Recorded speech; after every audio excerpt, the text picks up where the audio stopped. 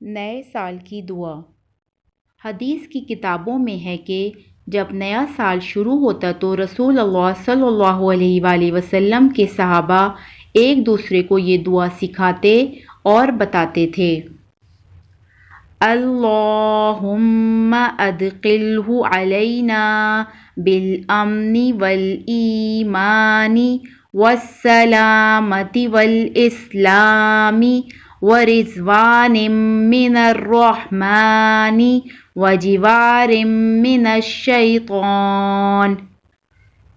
ترجمہ: اے اللہ، اس کو ہم پر امن و ایمان، سلامتی اور اسلام کے ساتھ رحمان کی خوشنودی اور شیطان سے حفاظت کے ساتھ لائیے۔